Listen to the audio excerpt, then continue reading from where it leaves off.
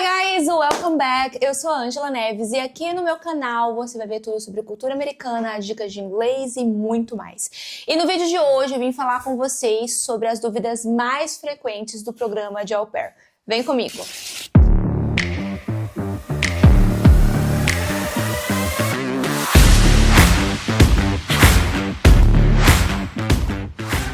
Hoje nós vamos falar com vocês sobre as dúvidas mais frequentes sobre o programa de Au Pair. Desde que eu fui Au Pair entre os anos de 2017 e 2019, muita gente me pergunta sobre esse programa, sobre valores, quais documentações precisa para viajar. Então eu decidi gravar um vídeo, trazendo aqui para vocês não apenas a minha experiência, mas de fato respondendo as perguntas se você tá aí sem saber, indeciso se vale a pena o programa, se não vale a pena. A intenção desse vídeo é te ajudar a fazer uma escolha mais segura. Então a gente trouxe aqui, selecionou as 15 perguntas que a galera mais me faz para que eu possa, de fato, ajudar vocês. Então hoje a gente vai liberar valores, vamos falar sobre a agência que eu fui e até mesmo algumas experiências que eu tive para que você consiga fazer uma análise mais segura. Então eu já tô ali com a produção, eles vão ler algumas perguntas e vou respondendo juntinho com vocês, tá bom? Vamos começar então. Primeira pergunta. Que é o programa de Au Pair? Bom, para quem não sabe, o programa de Au Pair nada mais é do que um intercâmbio cultural, onde você sai do Brasil com a intenção, como se você fosse uma irmã mais velha para cuidar das crianças, e você tem direito a estudar. É isso que a agência te vende. Então é um programa de trabalho e estudo, mas a realidade não é essa, tá?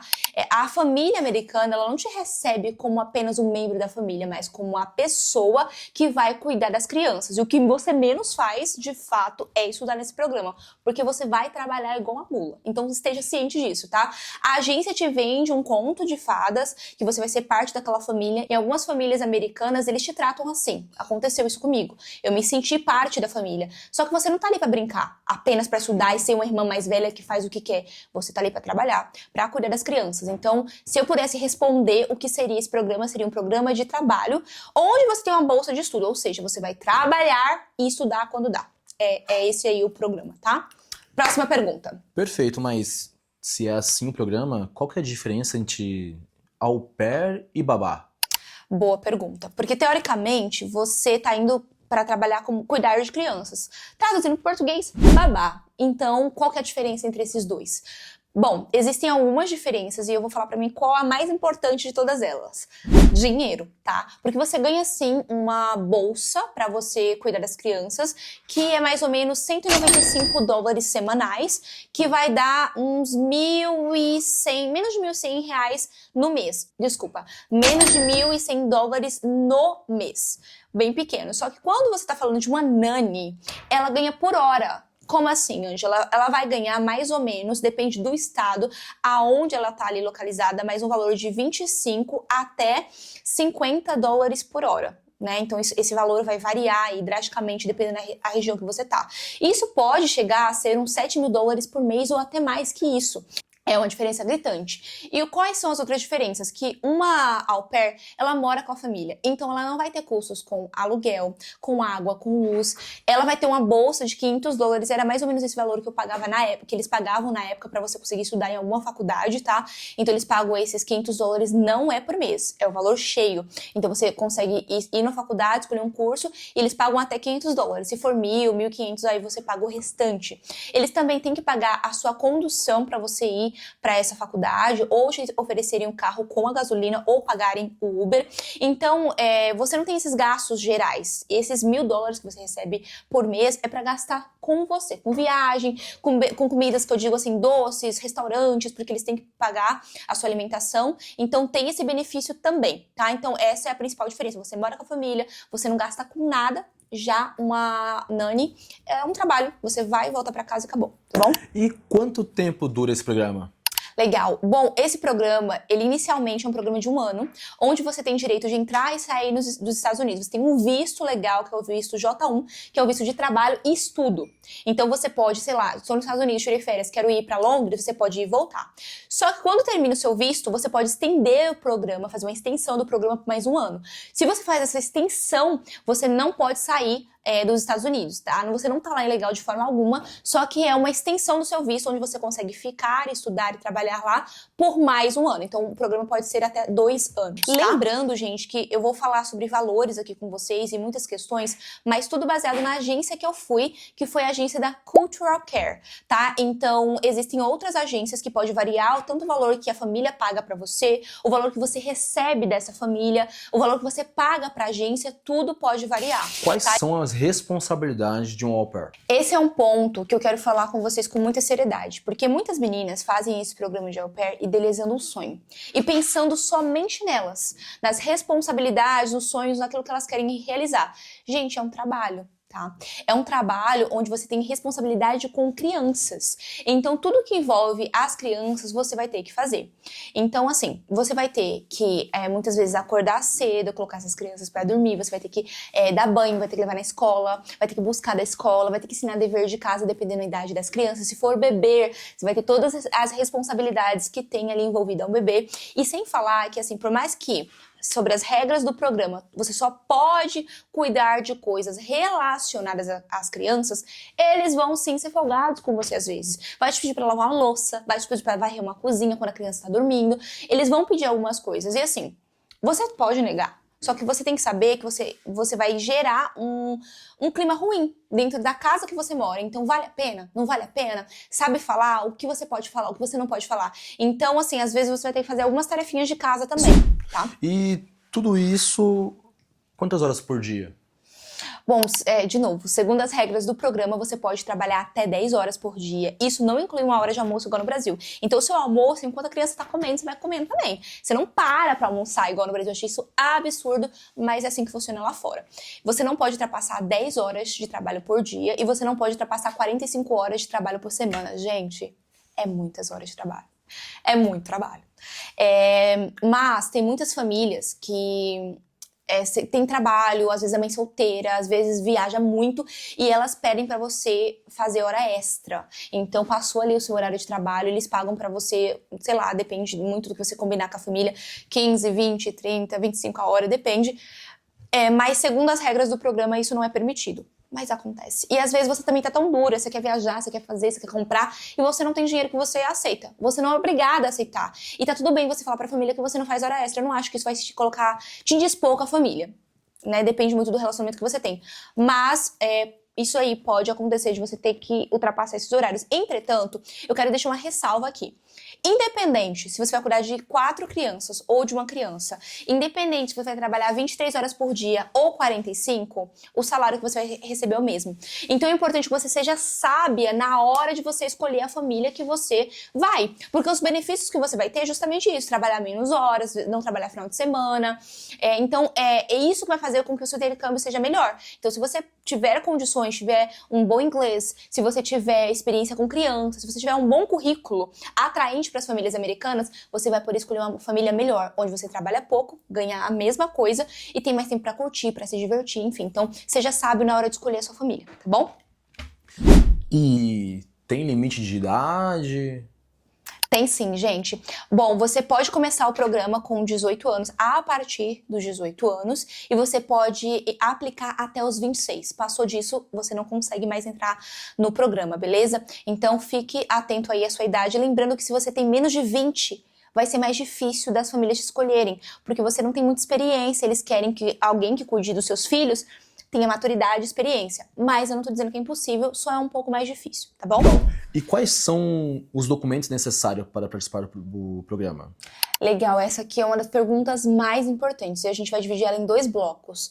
As documentações que você precisa para aplicar para a agência e as documentações que você precisa para, de fato, ir para o programa de au pair. Para você se inscrever hoje, eu quero entrar no programa de au pair, eu quero ir na agência. O que você precisa? Você precisa ter um documento com foto, que pode ser o seu RG ou pode ser o seu passaporte. Eles também vão pedir 2 contatos de experiências com crianças, de cuidados que você teve com crianças, que não pode ser da família. Eles vão ligar lá e vão conferir essa experiência que você teve ali. Eles também vão te dar um formulário para você preencher informações pessoais, tudo que você precisa ali sobre o programa.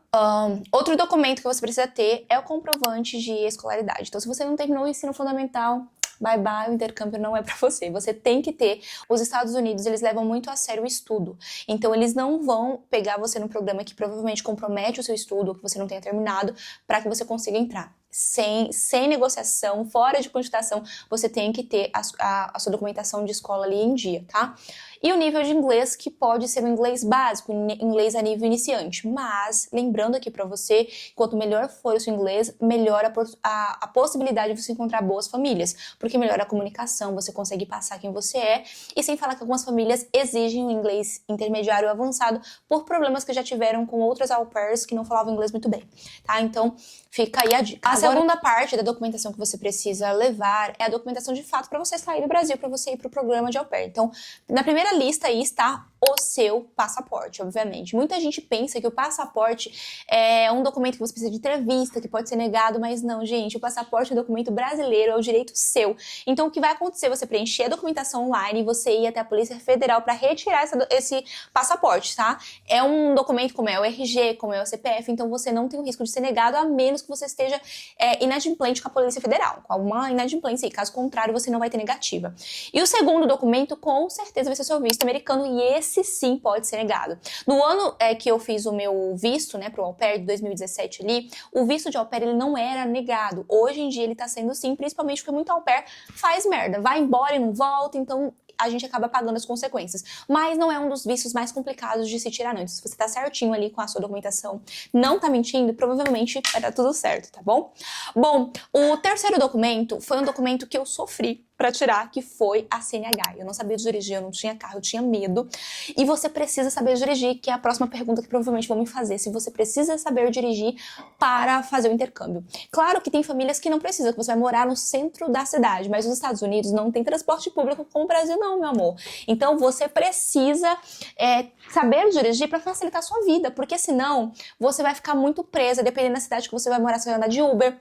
Você vai gastar todas as suas moedinhas com Uber. Às vezes você vai precisar levar a criança pra escola, pra creche. Então, assim, o ideal é que você seja boa, né, na direção. Se, como eu, você não tem essa possibilidade de praticar, não tem um carro, talvez quando você for tirar o visto, mesmo tendo a CNH que você vai precisar ter, você não consegue aplicar sem ter esse documento, mas você pode tentar escolher uma família que mora mais no centro, assim, tipo, em Nova York, ali mais no centro da cidade, em cidades que o transporte público funciona, ou que você consegue fazer tudo a pé, para que você tenha um intercâmbio mais feliz. Outra coisa, e dessa vez você precisa comprovar, são horas com experiência com criança. Afinal, é um trabalho onde você vai trabalhar como uma nani, então quanto mais horas, mais experiências, mais atrativo vai ficar o seu currículo para esse intercâmbio, tá? Então você pode comprovar horas com crianças na igreja, com amigos, ou trabalhar em creche, enfim, tem várias formas de você conseguir comprovar, mas assim, se você for mulher, você precisa comprovar pelo menos 200 horas com crianças. Agora, se você for homem, porque para quem não sabe, homem também pode fazer esse programa, mas ele precisa comprovar 500 horas. Por quê? Obviamente o sexo masculino não tem tanto jeito com criança quanto o sexo feminino. Então, eles pedem um dobro de horas, sem contar que a maioria dos au pairs homens, né, eles trabalham com crianças mais velhas. Às vezes é mais para ser motorista, levar no futebol, levar na piscina, na natação, buscar da escola. Então, ele precisa ter um nível de horas maior e também precisa ter um nível de inglês melhor, tá? Então, pra mulher, é super aceito você ter um inglês básico. O homem, amor, tem que ter um inglês avançado. Porque a maioria das crianças que ele vai cuidar é mais velha, então ele precisa se comunicar muito bem com essas crianças, com esses adolescentes, às vezes, tá? E por último, que foi o documento que mais me deu dor de cabeça, é o atestado médico. Você precisa ter um atestado assinado por um profissional que você tá apto, saudável para esse trabalho. E na época eu tinha um convênio médico e o médico desse convênio não queria assinar. Eu fui lá de todas as formas possíveis. Eu sei que na hora eu liguei pra agência, tirei todas as dúvidas que ele falou e por isso ele assinou, mas ele não queria assinar. E outras amigas que passaram também por isso tiveram o mesmo problema, nesse mesmo convênio. Então, assim, hoje em dia tem nos grupos de au pairs, né, vocês vão encontrar indicação de alguns médicos que, se você faz os exames, ele assina esse documento pra você. Então ele paga, acho que ele cobra uns 200 e poucos reais, que na minha opinião vale a pena, porque o estresse de você ir no médico umas 5 vezes e não ter esse documento assinado é péssimo. Então, é isso. A próxima pergunta seria sobre o rematch. Essa questão de se você não gosta da família, por exemplo. Bom, o rematch é uma questão mais séria. É quando você vai, né, pra essa família e você não dá bem com ela. Você não gostou. Tanto a família pode não gostar de você, quanto você não gostar dessa família. É um direito do programa. E nesse caso, você pode ligar pra agência e pedir pra sair. para trocar de família. O que acontece nisso, né? Na época que eu estive lá, eu tinha 2 semanas para encontrar outra família. Se durante essas 2 semanas você não encontrar, você volta pro Brasil. É como se fosse deportada. Então, assim, muitas meninas acabam pensando muito bem, às vezes aguentando desaforo ou coisas que você não gosta, pra não correr o risco de voltar pro Brasil, tá? Então, é algo que você tem que rever. É um programa difícil, é um programa que aqui no Brasil, você dentro da sua casa, com seu pai, com a sua mãe, com seu esposo, sei lá, com pessoas que você gosta, você já tem problemas em casa, com pessoas que você ama. Imagina você morar com uma família que você não conhece, com uma cultura completamente diferente. Eles vão abusar de você às vezes, você vai ter problemas, isso faz parte, né? Então, assim, só que aí você tem que saber o que você pode relevar e o que você não pode relevar. Quando você sente que você está sendo abusada, que você está sendo explorada, você tem o direito de pedir pra sair daquela família, né? Aconteceu isso comigo, eu tive 4 remats, apenas a primeira família foi um problema que eu tive, as outras todas foram, mudei de trabalho, eu já fui pra ficar 3 meses, mas eu tive essa alteração aí por um tempo. E não é legal, tá? É uma pressão muito grande. A minha primeira família, que eu realmente não me adaptei, eu me sentia que eles não me acolheram muito bem, enfim, era totalmente diferente dos meus próprios princípios. Eu pedi pra sair dessa família, eu tive 2 semanas pra encontrar outra família, eu não encontrei, eles estavam quase comprando minha passagem de volta. Gente, eu quase caí em depressão, desesperei. Eu tinha 3 meses de Estados Unidos, eu não tava com inglês nem um pouco melhor, mas eu tinha feito amizade com brasileiros que estavam lá, que me acolheram dentro de casa. Eu liguei pra agência e falei, olha, eu tenho onde ficar, vocês podem estender mais uma semana? E aí eles decidiram estender, mas eu já tava assim, literalmente quase voltando. Então tem como você sair da casa da família caso você não esteja satisfeito, mas não é tão simples. Se já não é simples você tá no Brasil, estando lá, tudo é mais intenso. Então veja muito bem a família que você tá indo antes de ir. Não fique ansioso, porque lá as coisas são babado, tá? É babado. Próxima pergunta. Quais os maiores desafios do programa? E sobre os desafios do programa, gente, depende muito, mas você tem desafio com a língua, porque você não consegue se comunicar e passar muitas vezes quem você é de fato, se o seu inglês é muito básico. Esse foi um desafio que eu enfrentei. O desafio de cultura. Às vezes você tá numa família que você, sei lá, brasileiro toma banho todo dia, às vezes 2 vezes por dia. Se você tá num estado mais frio, como Washington, New York, eles tomam banho 1 vez por semana.